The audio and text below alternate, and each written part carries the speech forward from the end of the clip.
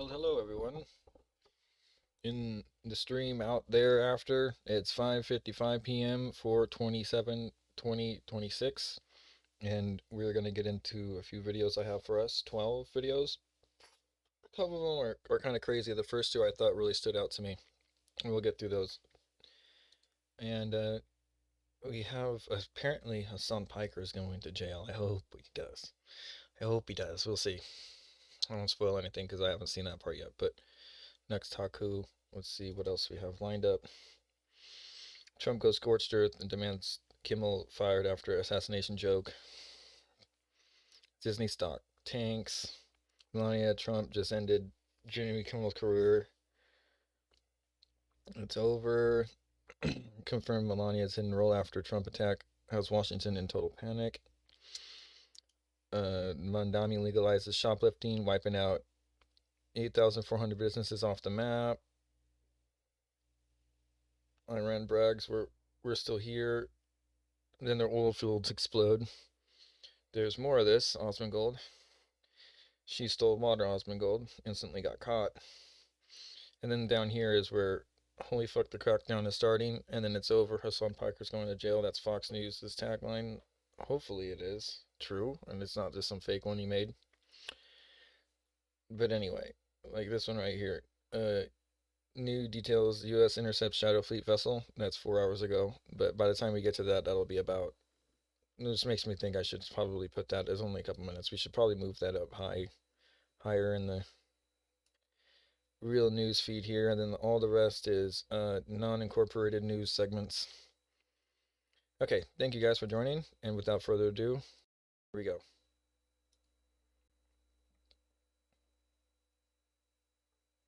Well, the Emmy-winning award chief photographer, news photographer at News 9 is in the Oklahoma County Jail this afternoon. Daryl Van Ostren is accused of hiding cameras in the dressing rooms of the TV station's downtown studio and secretly recording employees.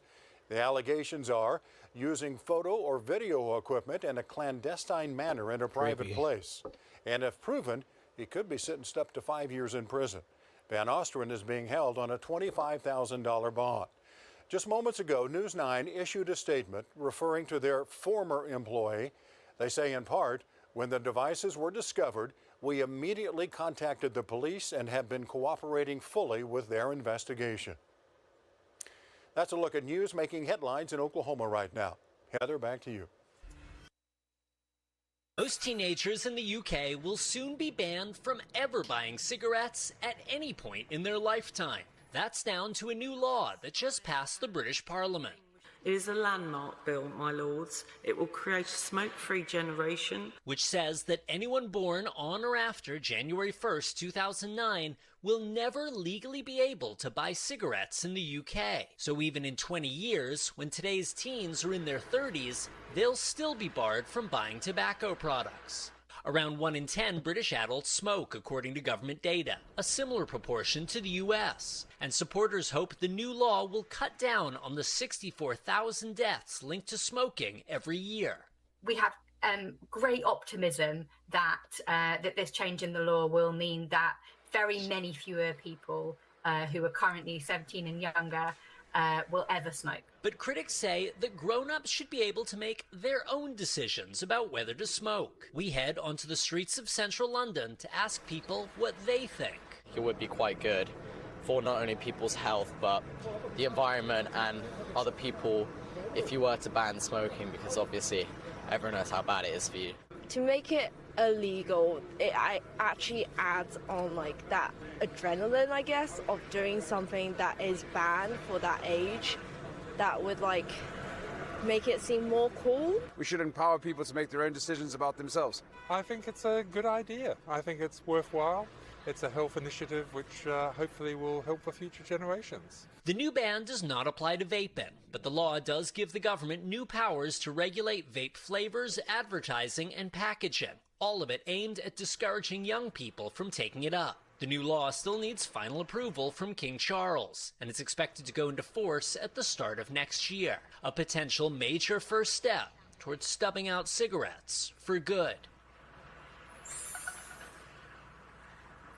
And And Morgan, a similar law was passed in New Zealand back in 2022, but then they had an election, a new government took power, and they scrapped that legislation. And part of the reason for that was they said that the government needed the tax revenue that comes with the sale of cigarettes. So kind of a grim trade-off there between public health and that tax revenue.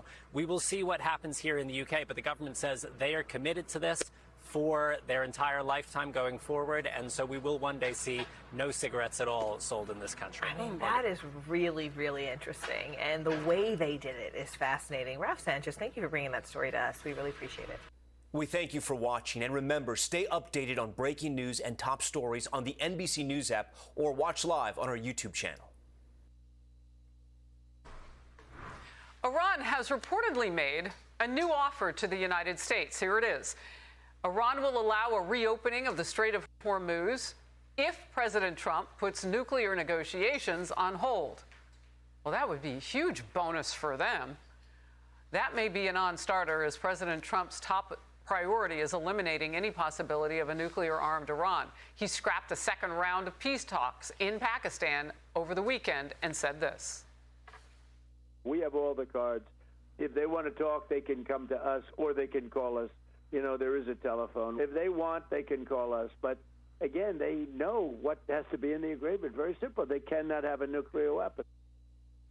Central Command says the U.S. has now redirected 38 ships headed to or from Iranian ports since the U.S. blockade of Iran began nearly 3 weeks ago. Chief National Security Correspondent Jennifer Griffin is in Washington, D.C. Jennifer.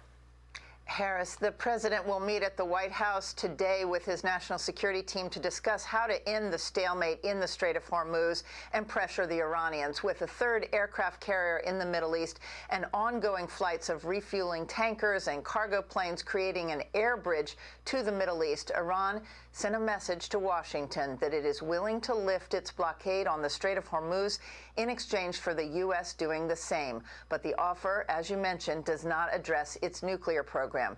In the Arabian Sea this weekend, the USS Pinckney intercepted the MV Sevan, one of 19 sanctioned Shadow Fleet tankers moving Iranian oil. The merchant vessel is currently complying with U.S. military direction to turn back to Iran under escort, CENTCOM said in a statement. 38 vessels to or from Iranian ports have been redirected since the blockade of Iranian ports began.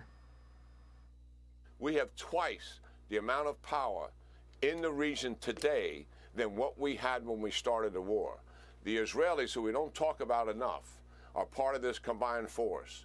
They are flush now with all of their magazine depth brought back up to maximum levels after they had been depleted, after 4 or 5 weeks of war. So what we have in the region and the blow that we can deliver is absolutely significant. Iran's new proposal was presented by Pakistani officials who are trying to mediate, but the president has said he wants to end Iran's atomic program as part of an overall deal. Shortly after President Trump announced this weekend that he was not sending his negotiators all the way to Islamabad, the Iranians, he said, sent a better proposal, but it still falls short of President Trump's demands. Harris. Jennifer, thank you very much for getting us started on this part of our coverage. In focus now, Lieutenant Colonel Darren Gobb, a retired Black Hawk helicopter pilot and battalion commander. Good to have you in focus. Let's start, if we can, with the idea that Iran thinks that it can water down this deal and negotiate from their end. Are they delusional, or could that happen? Right now, Harris, I would say that they're probably more delusional than anything else. I mean, let's put it simply. There are two things that need to be on the table more than anything else, and that is Iran's nuclear program and the access to the Strait. Those are the two things they want to take off and say they don't really want to talk about during this peace negotiations, if they were to happen. In that case, all they're really saying is they're not serious and there's no reason for us to be there, because we're not going to take those off the table, and we must insist they remain there. What kind of a threat are they now, considering the fact that, yes, they can hit their neighbors and they can, trigger cells if they happen to be in Western countries or even the United States? What threat are they now? And we know they feel that economic pressure. Yes, they certainly do feel the economic pressure, especially since there's so many tankers that have turned around, frankly, and come to the United States to get to buy their energy supplies, and that's a significant change too as a result of all this. But the threat remains, but they are clearly not what they used to be militarily. They can still threaten their neighbors a little bit, but nowhere near as much as we thought. Or I should say, at the beginning, that's 95% reduction in their ability to launch drones and missiles. Nuclear capacity largely destroyed, even though they'll try to rebuild it. And they're in the process of trying to dig systems out of the sand to be able to reuse them. So I wouldn't mark them off yet and say that they're not a threat. They are, but they're not near as significant as they used to be. All right, let's get into the money. The U.S. blockade on Iranian ports is having a significant impact on Iran's economy. The U.S. Navy says it's sent more than $1 billion worth of crude oil back to Iran, meaning they can't put that on open market because they can't move those ships to where they need to go so they can sell it and deliver it. President Trump said yesterday on other ways the conflict is hurting Iran. This, watch. Their factories, their missile-making factories, have been damaged about 75%, which isn't 100%, so there's danger there. And their drone-making ability has been damaged about 80%, 82%. They're in bad shape. They have no ships because of the blockade. What happens is that line explodes from within, both mechanically and in the earth. Something happens where it just explodes. They say they only have about 3 days left before that happens. Yeah, that makes a lot of sense with the oil coming out of the ground. If you don't continue to pump it, what happens to all of that? And they don't have a place to put it because they can't move the oil and empty out those ships and so on and so forth. So talk to me about how this wraps up militarily. Well, militarily, ultimately, if you keep that embargo in place and keep the naval blockade in place, then you have exactly what President Trump is talking about, and that's the shutting down of the Iranian economy, which is based on oil, and that economy feeds an industrial-scale terror and criminal enterprise. All of that means, best case, that you can end this thing without having to have any more shots fired, because Iran basically is no longer able to conduct commerce. Real quickly. And excuse me, because we're short on time. Do we go in on the ground in any configuration? Because the nuclear is really a component, all of that uranium that we want to get to that's highly processed. We could. I certainly hope not. In fact, I would say that the best idea there is just to leave it buried and make sure it stays buried. If they make a move towards it, just bomb it again maybe and make sure that it doesn't ever come out of the ground. I don't want to have American forces on the ground in Iran, though. I don't see an advantage there. All right, Lieutenant Gobb, thank you. Lieutenant Colonel Gobb, thank you very much. Thanks, sir. Be sure to like and subscribe for all the Fox News latest on YouTube and catch full shows streaming now on Fox One. The golden rule goes like this: do unto others as you would have them do unto you. It is Christian. It is something that comes directly from the Bible. Treat others as yourself. So would you like somebody to say that your wife should be a widow, that you should die, that your wife would like it if you died? Does that sound like a polite thing to say to anybody? Go up to someone at a bar and say that at any dive bar in town, and you'll get your ass kicked, and rightfully so. If you were to say that about a public official, well, you could really lose your job if you have a big enough platform. I deign to even say this on the channel because it threatens actually the channel getting taken down. But imagine if I came out on a show or on a recording or on a live and said that Michelle Obama deserves to be a widow, and she'd like that. That's a totally evil thing to say. It is unjustifiable. You wouldn't be able to make any explanation for that. It's just evil. It's just cruel. If you said that about Jill Biden, obviously Joe Biden's had some major health concerns. But if you said Jill Biden would love to be a widow, it's like a downright nasty thing to say. I mean, I don't know. I'm not one to sit here and police speech, but I'm sitting here to say, like, you can say things are decent or indecent. And there are rules, quite frankly, on every platform for what's allowed and what's not, right? Whether it's certain curse words or pornography, or if it's wantonly saying that Hillary Clinton should be a widow, right? That Bill Clinton would die. I mean, that's what you're saying, right? If you're saying that Hillary Clinton would be a glowing widow. So if you wouldn't say it about Michelle Obama or Jill Biden or Hillary Clinton, why would you say it about Melania Trump? How can you justify it? You can't. No one can. It's wrong to say those things. And if you were punished for saying those things, like if you had a big enough platform, if you were on a taxpayer-funded platform like ABC, you'd lose your show if you said that about Michelle Obama, and you damn well know it's true. You know this would happen. If you dared say something like that about Michelle Obama, you know that you'd lose your show in a second. You'd never be invited back on corporate TV, ever. It'd be done. It'd be over. Curtains. So why does Jimmy Kimmel get away with it? Yeah, this is the thing that I can't quite figure out. Why does Jimmy Kimmel get away with it? Look at this. Here's Disney stock today. As Melania Trump and President Trump and Caroline Leavitt have now all called for Jimmy Kimmel to be fired. And I'll play you that in just a second. And why suffer this? Dude's making assassination jokes. There's no justification for it. They're not even funny jokes. It's one thing if it's like Dave Chappelle and it's like a barn burner and it's really offensive. It's like Ricky Gervais. It's a barn burner. And you go, whoa, how can you say that about trans or whatever, right? About Epstein and Hollywood and pedophiles. It's one thing if you're like just letting her rip and everyone's howling with laughter. It's another thing if like the jokes aren't even funny. There's nobody on earth that thinks that this joke is funny. There are some countries whose leaders don't support free speech. I'm not at liberty to say which. Let's just leave it at North Korea and CBS. Ha ha ha ha ha. That's so funny. They don't support free speech, yet I have the right to go and say that Trump deserves to die. First Lady Melania is here. Look at Melania, so beautiful. Mrs. Trump, you have a glow like an expectant widow. It's not funny. If you're going to like go and push the limits and the boundaries of what, like at least make it funny. It ain't funny. And it's these reasons why the Disney stock is collapsing. Like what, you know, when will they decide that assassination jokes just ain't worth it? It's funny the way that Jimmy Kimmel treats different deaths, right? So he makes jokes about the death of Trump. But when Alex Peretti, And to the people of Minneapolis, to the Peretti family and the Good family, and these people who were looking out for their neighbors, we want you to know that we are with you and you are not alone. If I never have to hear Jimmy Kimmel cry ever again. Obviously, Melania has called out his hateful comments.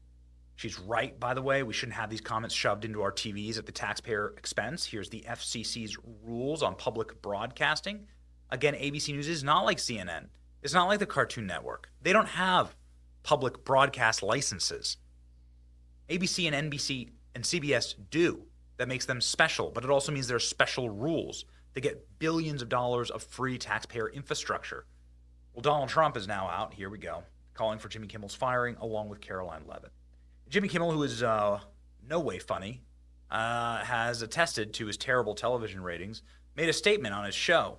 It's really shocking. He showed a fake video of Melania and her son Barron. Like they were sitting in a studio listening to him speak. They weren't, never would be. He then stated that our First Lady is here. Look at Melania. She's so beautiful. You have the glow like an expectant widow. The day after a lunatic. A day later, a lunatic tried entering the ballroom of the White House Correspondents' Dinner, loaded up with a shotgun, handgun, and many knives. He was there. Very obvious and sinister reason. I appreciate why so many people are incensed by Kimmel's despicable call to violence and normally would not be responsive to anything he said. But this is something that's far beyond the pale. Jimmy Kimmel should be immediately fired by ABC. Thank you for your attention to this matter, Donald Trump. Caroline Leavitt. From this almost assassin than what you read on social media and hear in various forums every single day. The answer, if you're being honest with yourself, is that there is no difference at all. Much of the manifesto of the would-be assassin is indistinguishable from the words that we hear daily from so many. For example, as the First Lady of the United States pointed out this morning, just 2 days prior to the shooting, ABC's late-night host Jimmy Kimmel disgustingly called First Lady Melania Trump an expectant widow. Who in their right minds says a wife would be glowing over the potential murder of her beloved husband? And having experienced what I did with the First Lady on Saturday night, I can tell you that she was anything but that. This kind of rhetoric about the president, the first lady, and his supporters is completely deranged, and it's unbelievable that the American people are consuming it night after night after night. As President Trump said on Saturday night at this podium, we as Americans must recommit ourselves to resolving our differences peacefully and uniting around the shared values that make our country great. Enough. Enough of this stuff. It's slop. It's terrible. Jimmy Kimmel isn't doing comedy. He's pushing hateful rhetoric that poisons the country, puts real targets on real people right after the assassination attempt. Why does ABC keep handing him a hot mic? Tell the media is held accountable for promoting violence. They're complicit. Kimmel will be fired. Yes. Time to go. We certainly think so. Let me know what you think. We've reached out to the FCC chairman. Last time we were able to get Jimmy Kimmel ripped off the show for talking about this, and now we have the First Lady and the President and the White House press secretary is backing the real crime in all this. None of the jokes are funny. I love an offensive joke. This isn't funny. This is just hateful rhetoric. And we shouldn't be funding it as a taxpayer. Jimmy Kimmel has every right to get a cardboard box and draw on it and stand on a street corner, grow a beard, and piss his pants and scream like any other bum.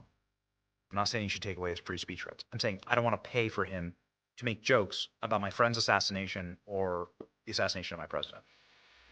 Pretty simple. See ya.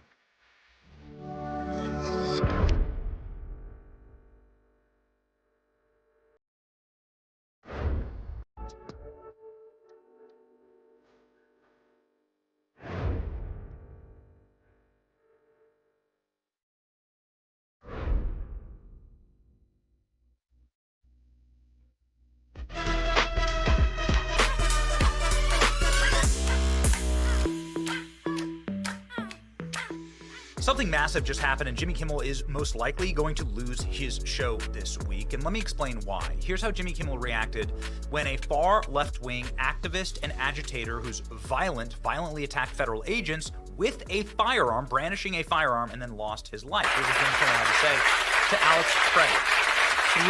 And to the people of Minneapolis, to the Preddy family and the Good family, and these people who were looking out for their neighbors, we want you to know that we are with you and you are not alone. Okay, we're with you and you're not alone. And then Jimmy Kimmel burst into tears. Here's what Jimmy Kimmel says to Melania Trump after her husband faced multiple assassination attempts, and moments before he faced another assassination attempt. First Lady Melania is here. Look at Melania, so beautiful. Mrs. Trump, you have a glow like an expectant widow.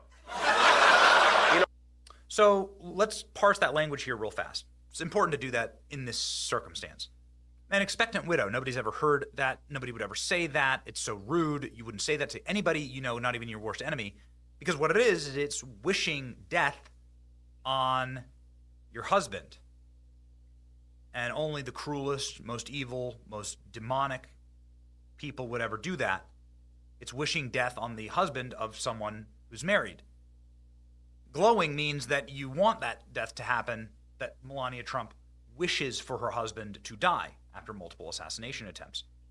This is the joke that Jimmy Kimmel made in the moments before there was a new assassination attempt on President Trump. This was supposed to be his White House Correspondents' Dinner roast. Well, now it's Jimmy Kimmel who's being roasted by Melania Trump in a very rare public savagery clapback. Melania Trump is saying, you need to be fired. Saying that ABC must fire Jimmy Kimmel over his hateful monologue. Whoa, yes, finally. Let's read the article, and we'll read Melania Trump's post. Fast forward right over here to Melania Trump posting this 1 hour ago. 2 million views, 28,000 reposts. This is going to be one of the biggest posts in the history of X. 12,000 comments, 117,000 likes. This thing is cooking. This is from Melania. She has 700,000 followers. Jimmy Kimmel's hateful and violent rhetoric is intended to divide our country. His monologue about my family isn't comedy. His words are corrosive and deepens political sickness within America. People like Kimmel shouldn't have the opportunity to enter our homes each and every evening to spread hate. A coward, Kimmel hides behind ABC because he knows the network will keep running cover to protect him. Enough is enough. It's time for ABC to take a stand. How many times will ABC's leadership enable Kimmel's atrocious behavior at the expense of our community? A couple of things here just off the dome. Jimmy Kimmel is making an assassination joke. He's made assassination jokes before. Over the weekend, this is with the the joke. MAGA gang desperately trying to characterize this kid who murdered Charlie Kirk as anything other than one of them. And so this is Jimmy Kimmel saying that the kid who murdered Charlie Kirk is MAGA. That Charlie had it coming. This is what this comment means. That Charlie deserved to die because he's MAGA and that MAGA killed him. And then he went on to make more jokes at the expense of Charlie Kirk's family. And the people who hit back at Jimmy Kimmel last time were shows like ours. I went savagely in the paint there. And it should have been even more people, quite frankly. But nonetheless, we were able to get Jimmy Kimmel stripped from his broadcasters. Enough of this. I'm not saying that there should be speech regulations. I'm saying that there are speech regulations for federally licensed broadcasters, okay? This is something that was set up 100 years ago. Melania is dead right when she says right here that Kimmel shouldn't have the opportunity to enter our homes and spread hate. They enter your homes because they use federal infrastructure, billions of dollars worth of federal infrastructure, to reach every single house in America for the public good, for the public interest. This is what a federally licensed broadcast charter is. There's equal time, rules on this kind of stuff. You shouldn't be able to use the taxpayer money in order to rig an election. We know that that gets blown out of the water, but this is like a bridge too far. Making fun of the assassination of President Trump. That's a bridge too far. And they're using broadcast. It's not like Jimmy Kimmel's doing this on his YouTube channel. He's using federal tax dollars to do it. And so this is why Melania has them over a barrel, calling for Jimmy Kimmel's firing, the internet responding. Kimmel is a coward. Melania Trump breaks silence. Hateful and violent skit. And in case you're wondering if this is something that, you know, is just Jimmy Kimmel sort of popping off the top, a few things here. One, Jimmy Kimmel has script writers. These kind of scripts, these kind of things go through a very long and lengthy legal process. Jimmy Kimmel's show provides okay, so now let's like pretend this is his first day of prison, okay? And this is Jimmy Kimmel role-playing Donald Trump in prison with other prison inmates. Now, these are guys who went to prison. So, I mean, a lot of time and a lot of effort went into this. Donald Trump, in this sketch, goes to the prison guards for help, and then he gets stabbed to death. That's what happens in this sketch. This is the depravity of Jimmy Kimmel's programming. This is Jimmy Kimmel live-action role-playing the death of Donald Trump. He has done this many, many times on his program. It has to be shut down. For the good of the country, this needs to be shut down. Like, the show needs to be ripped off the air. You shouldn't be allowed to use the public taxpayer funds in order to do this. Go to CNN. Go to your own YouTube channel. Although this would be against the terms of service of YouTube to do this. Are people reacting? Kimmel, our First Lady, Ms. Trump, you have the glow like an expectant widow. Not only does it say that she deserves to lose her husband, but that she wants to lose her husband. That's what he's saying. That Melania Trump wants her husband to die. What a cruel and evil thing to say about someone. Again, this is the FCC's broadcasting licensures. These are all the rules to be a federally licensed broadcaster. These are all the rules that you have to that are stipulated in order to get false or misleading advertising, offensive advertising, broadcast materials. In order, like there's a ton. This isn't an attack on free speech. These are the laws. You can give up your broadcast license at any time and not have to deal with any of this. It's not an attack on free speech, morons. Amen. Fire Jimmy Kimmel. Kimmel has learned absolutely nothing. The Charlie Kirk assassination, he reminds, his remarks should have gotten him fired then. These latest remarks are horrendous. We can only assume ABC News approves of political violence against the right. Melania Trump just ended Jimmy Kimmel's career. First Lady dump Jimmy Kimmel. First Lady Melania Trump calls on ABC to fire Jimmy Kimmel. presenting a glow like an expectant widow. Melania was in the briefing room at the White House Correspondents' Dinner shooting. She seemed to be holding back tears prior to the assassination. Jimmy Kimmel should be fired tomorrow at 7 a.m. from ABC, told to leave the building and escorted out by security. Sick. Enough is enough. Fire this man. Clearly inciting violence. Fire Jimmy Kimmel. It's true. Soulless ghoul wrapped in hate. He needs to be fired. Hey, Disney, really? This is what you're allowing on your airwaves? FCC chairman on our program has already said that they're going to be looking into ABC. And we hope that this launches in earnest. And we believe that Jimmy Kimmel should have his show stripped off of the actual carriers for this. It needs to be done now. Enough is enough. How many people are going to have to die? People have already died. People in the MAGA movement have already been shot and killed by leftists, inspired by Jimmy Kimmel. How many more need to die? Right? Do it now. End Jimmy Kimmel's show. Go. Support Benny, like, share, and subscribe. See you.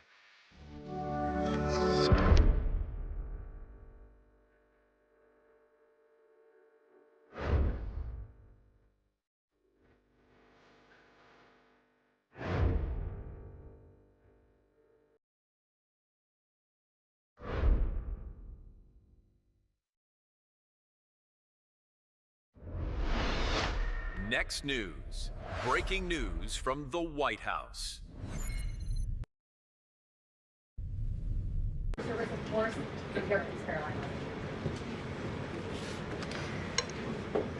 Good afternoon, everyone. Later today, President Trump and the First Lady will welcome King Charles and Queen Camilla for a state visit here at the White House. First Lady Melania Trump has led all of the preparation for the state visit, which will honor the long-standing and special relationship between the United States and the United Kingdom. As I told many of you on Friday afternoon, I thought that would be my last time taking your questions until after my maternity leave. But given the attempted assassination of the president and, quote, top Trump administration officials, as the depraved shooter noted in his manifesto at the White House Correspondents Association dinner on Saturday evening, I felt it was prudent to be here today to answer your questions and inform the American people about how the administration is responding to yet another attempt on President Trump's life. Saturday was supposed to be a joyful evening, celebrating free speech and the First Amendment with all of you, members of the press. Instead, the night was hijacked by a crazed anti-Trump individual who traveled across the country to assassinate the president and as many administration officials as possible. This is the third major assassination attempt against President Trump in 2 years. No other president in history has faced such repeated, serious attempts on his life. First and foremost, the President, the First Lady, and everyone in this White House are extraordinarily grateful to the brave law enforcement professionals who sprang into action to apprehend the would-be assassin and keep all of us safe. The President would especially like to express his gratitude to the men and women of the United States Secret Service who acted with the utmost professionalism, courage, and sense of duty. This includes the heroic agent who took a bullet to the chest. Thankfully, he was saved by his bulletproof vest. Minutes after returning here to the White House to the Oval Office, despite fighting Secret Service to try to stay and keep the dinner going on Saturday, ahead of addressing you here in the briefing room, President Trump was intent on speaking to this brave agent to ensure he was okay. And the agent assured the president that he was. As you know, I was seated next to President Trump and the First Lady when the shots were fired before Secret Service swiftly moved us to safety backstage. The president's calm in the face of chaos, while yet another individual was trying to take his life, was really remarkable to witness, and it's something I will never forget. President Trump is fearless because he loves this country, and he is willing to put his own life on the line to deliver on the promises that he made to the American public who elected him here into the highest office in the land. And while we are blessed to have a fearless president, we should not live in a country where such constant fear of political violence permeates our society every single day. We can and we should have fierce disagreement in this country. As you all know, we disagree often, myself in this role and all of you in the news media, but those disagreements must remain peaceful. Debating, peaceful protesting, and voting are how we need to settle disagreements, not bullets. Nobody in recent years has faced more bullets and more violence than President Trump. This political violence stems from a systemic demonization of him and his supporters by commentators, yes, by elected members of the Democrat Party, and even some in the media. This hateful and constant and violent rhetoric directed at President Trump day after day after day for 11 years has helped to legitimize this violence and bring us to this dark moment. Those who constantly falsely label and slander the president as a fascist, as a threat to democracy, and compare him to Hitler to score political points are fueling this kind of violence. The left-wing cult of hatred against the president and all of those who support him and work for him has gotten multiple people hurt and killed, and it almost did so again this weekend. When you read the manifesto of this shooter, ask yourselves, how different is the rhetoric from this almost assassin than what you read on social media and hear in various forums every single day? The answer, if you're being honest with yourself, is that there is no difference at all. Much of the manifesto of the would-be assassin is indistinguishable from the words that we hear daily from so many. For example, as the First Lady of the United States pointed out this morning, just 2 days prior to the shooting, ABC's late-night host Jimmy Kimmel disgustingly called First Lady Melania Trump an expectant widow. Who in their right minds says a wife would be glowing over the potential murder of her beloved husband? And having experienced what I did with the First Lady on Saturday night, I can tell you that she was anything but that. This kind of rhetoric about the president, the First Lady, and his supporters is completely deranged, and it's unbelievable that the American people are consuming it night after night after night. As President Trump said on Saturday night at this podium, we as Americans must recommit ourselves to resolving our differences peacefully and uniting around the shared values that make our country great. The deranged lies and smears against the president, his family, his supporters have led crazy people to believe crazy things, and they are inspired to commit violence because of those words. It has to stop. And one more point. Saturday night served as yet another reminder of how important it is to fund the Department of Homeland Security. It is shameful that the United States Congress has kept this vital agency defunded for 73 days, the longest shutdown of a federal agency in U.S. history. The Secret Service is a vital component of DHS. It has been directly impacted by this reckless political gamesmanship. Everyone in this room who was there on Saturday night witnessed the heroes of Secret Service and federal law enforcement jump into action in the face of grave danger and uncertainty. Agents put their own lives in harm's way to protect the president, the First Lady, the Vice President, and members of the cabinet. One agent can be seen in video footage literally jumping onto the stage, not knowing where the attacker was or where the bullets were coming from at that point, to place his body in front of the President of the United States. These men and women are heroes. They perform their duties daily, and they have children and families too, and they do it despite the political turmoil surrounding their agency. Make no mistake, this defunding of DHS should be a national scandal. If Republicans defunded DHS and we saw in another attempted assassination on a Democrat. Okay, so sorry. Right now I'm uploading a video for Warcraft lovers right now, and it's hogging a few of my upload clicks, as you can tell. So like right now it's going to be a little bit unstable, as you see the frames are dropping a tad, but we've pretty much figured this out. So sorry, it will be fixed once it's done uploading. Thank you guys, and you can see it in the videos once it's done uploading.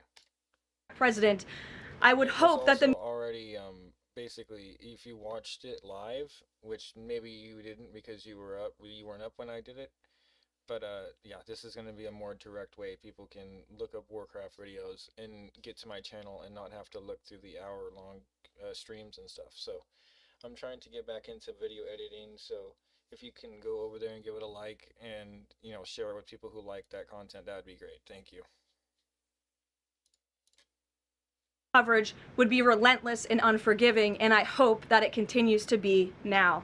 With the World Cup, America 250, the 2028 Olympics, and a presidential election all ahead, the Democrats' obstruction is placing an enormous and totally pointless burden on the Secret Service that can get more people killed. Enough is enough. There should be no further debate about this. Democrats need to do what President Trump has been calling on them to do for 73 days in a row and fund the Department of Homeland Security, period. This is a national emergency, and every member of Congress needs to put their country over party and get the Department of Homeland Security funded. With that, I will take a few of your questions today. Daniel, thank you for being here. Why don't you kick us off? Thank you, Caroline. The president, Saturday after the assassination attempt came here, he emphasized that law enforcement did their job, keeping everyone safe over dinner. House Speaker Mike Johnson came out and said he believes the president needs greater protection. What is the White House's message to the millions of Americans who wake up here today nervous, uneasy about the safety of the president at events like this and the safety of other cabinet members? Well, we certainly understand their fears and their worries. As you heard from the president himself, he continues to have trust in the United States Secret Service. As I just said, these are great men and women who are doing their jobs and performing their duties honorably. As we all witnessed on Saturday evening, within minutes, the president, the first lady, the vice president, members of the president's cabinet were ushered out of the room. The perpetrator who sought to inflict massive harm, as we all now know with the release of the manifesto on administration officials and the president himself, was stopped at the security perimeter that was set up. He tried to charge through it, as you saw on video, and he was quickly neutralized by Secret Service, and thank God that he was. With that said, obviously the White House is always asking the tough questions and ensuring the safety of the president. I understand there will be a meeting early this week convened by the White House Chief of Staff Susie Wiles with top DHS leadership, members of the United States Secret Service, and our own operations team here to ensure the safety and the security of the president, as we do have many of these major events moving forward. So we're always monitoring operations and procedures, always asking the tough questions to ensure the president is safe, and the American people should be assured there's no higher priority for the president and his staff than the president's safety. Caroline, Friday you said that you thought that gaggle out of the sticks would be your last one for your baby. Back in 2024, when the president had the attempt on his life, Butler, you cut your maternity leave short back then. You're obviously back here today after Saturday. Can you just elaborate a little bit why you felt it was important to be here to bring to the media and talk to the American people from the stand? Sure. It's sort of crazy timing when you put it that way for both children with 2 assassination attempts against the president. I'm honored to work in this job. I view this job as the president's spokesperson and the White House spokeswoman as public service. It's not just any job. I'm honored to do it, and I'm honored to work and speak on behalf of President Trump, who has faced unprecedented adversity and challenges, and I'm honored to work for him. And again, as I witnessed on Saturday night, just his dogged resolve and determination to get back onto the stage, and he was pushing Secret Service and law enforcement to allow him to address, and that really, I think, hopefully gives the country the type of strength that we need. And I certainly know, as his spokeswoman, and I can speak on behalf of all of the staff here at the White House, the president inspires all of us to just keep going and keep fighting every day. Thanks, Daniel, and congrats to you on your new baby. He's beautiful. Aisha. Just on the rhetoric, you mentioned the First Lady and Jimmy Kimmel. Jimmy Kimmel's comments were, "Mrs. Trump, you have a glow like an expectant widow." And he said this days before the shooting, but there does seem to be a normalization of rhetoric about assassinating this particular president. How can this administration try to put an end to this? Well, I think you heard it directly from the president on Saturday night, Aisha, that in his words, we need to recommit ourselves as a country to toning down the rhetoric and to unifying around what makes our country great. That's true of everyone who works in this White House, but as I said, it's also true of everyone who has a voice and a platform across this country, whether you're on television, a podcast host, people listen. And when you have mentally disturbed individuals across the country who are listening to this crazed rhetoric about the president day after day after day, it inspires them to do crazy things. And unfortunately, it's not just the media, it is the entire Democrat Party has made their pitch to voters across the country that Donald Trump poses an existential threat to democracy, that he is a fascist, and that they compare him to Hitler. I mean, these are despicable statements that the American people have been consuming for years. And so many mentally perturbed individuals are led to believe these words are truth and then are inspired to act on it. I have a whole host of examples that we can share with you after. It is pages and pages of major Democrats. Completely unacceptable. Saying, such as Rep. Hakeem Jeffries just this month, said, "We are in an era of maximum warfare everywhere all the time." Governor Josh Shapiro said heads need to roll within the administration. Senator Alex Padilla said people are, quote, dying because of fear and terror caused by the Trump administration. Senator Elizabeth Warren, President Trump is making the country look like a, quote, fascist state. Senator Adam Schiff saying President Trump using a dictator playbook. Senator Ed Markey calling President Trump a dictator, saying that this administration's actions are authoritarianism on steroids. Governor J.B. Pritzker, never before in my life have I called for mass protest disruptions. These Republicans cannot know a moment of peace. You have Rep. Presley saying, "We'll see you in the streets." Rep. Monica McIver, a Democrat representative on Capitol Hill, "We will not take this shit from Donald Trump. He thinks he's a dictator. We are at war." These are Democrat elected officials calling for war against the President of the United States and his supporters. I could go on and on, but again, when you have people in positions of power that are saying things like this every single day for years, you are inspiring violence by people who are already mentally ill. And that's what we've seen against this president for far too long. This is disinformation and misinformation online. There will be bite-sized clips that will go viral to the point where there are Americans in this country that believe that what happened Saturday night was staged. How does this White House tackle that with social media companies out there, whether it's X, Facebook, Instagram? How do they work with these companies to make sure that doesn't get out of control? It's certainly a good question, Aisha. I don't have tangible answers for you on what we're doing with social media companies, if anything at all. What I will say is it's very important to us that we get the truth and the facts about this case and any case out there as quickly as possible to dispel some of that crazy nonsense that you do see running rampant online. And I think the Department of Justice and the FBI thus far have done a good job of disseminating the truth and the facts about this alleged attempted assassin, the perpetrator in this case, and I understand he'll be arraigned in court very soon. You all see that, and the Department of Justice will be giving a briefing and an update later today. So as far as we're concerned, just providing maximum transparency, and hopefully people will believe the truth rather than the lies and the conspiracies that so often do go crazy on social media. Rachel. Thanks, Caroline. Does the administration view this as a security failure, or did the protocols work as they were designed? The president has said he believes that the protocols worked. Again, you had a perpetrator who tried to breach the security parameter that was set up by Secret Service, and he was running as fast as he could and was immediately neutralized moments later. And again, having been right up there on the stage with the president and the First Lady, I can tell you it was seconds before we were told to get down, and it was seconds before we found ourselves in the hold room backstage. It all happened literally within a matter of seconds. The president, the vice president, and the First Lady being pulled to safety.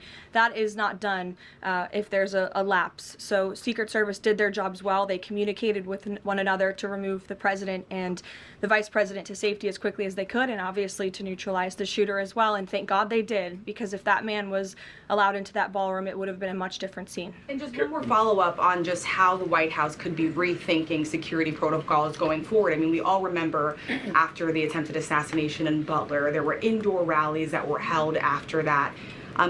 Is that out of the question, changing any additional security protocols when it comes to how the president does these events that are outside of the White House? I definitely wouldn't say changes are out of the question. I think, again, that it's up to the White House here, and we view it as a great responsibility to ensure the maximum safety of the president and the vice president and the entire cabinet.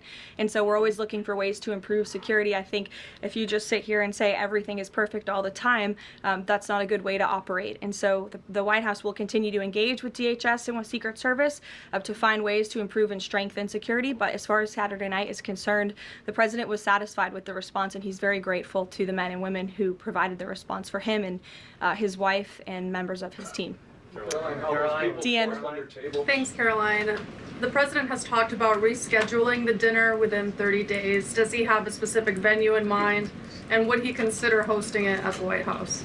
Well, unfortunately, we don't have a room big enough here at the White House, which is another point to be made, and the president is absolutely right. It's why the White House Ballroom project is not just a fun project for President Trump, like you will read in the media. It is actually critical for our national security that a larger, secure building on this complex, which is the most secure complex in the world, is built to accommodate not only large amounts of guests, but also the president, the vice president, members of the cabinet. The line of succession in this country should be able to gather freely in safety without the fear of threats or political violence. And the White House Ballroom will provide that. And so it's critical that we get this project done as quickly as possible. Iran as well. Thank you, Caroline. Thank you, Caroline. Two questions, if that's all right. First, on the security situation on Saturday, kind of a follow-up here. Previous administrations have sent both the president and the vice president to the dinner. But after the foiled attack on Saturday, if the dinner is rescheduled, would President Trump and Vice President J.D. Vance both plan on attending? And is it wise to have both of them in the same spot, given the presidential line of succession that you mentioned a second ago? It's definitely a good question, and I know that it's one that will be raised. I can assure you the president intends to attend the event, as he has told all of you publicly. I don't want to rule in or out the vice president's attendance, but certainly that's a conversation that will take place. Iran has proposed a mutual reopening of the strait, leaving the nuclear discussion for later in the process. Given that the nuclear program has been a red line for this administration, would the president agree to that kind of phased negotiation? Well, only because it's been reported. I will confirm the president has met with his national security team this morning. The meeting may be ongoing, maybe not. I don't want to speak affirmatively because I was prepping to come out here. But the proposal was being discussed. I don't want to get ahead of the president or his national security team. What I will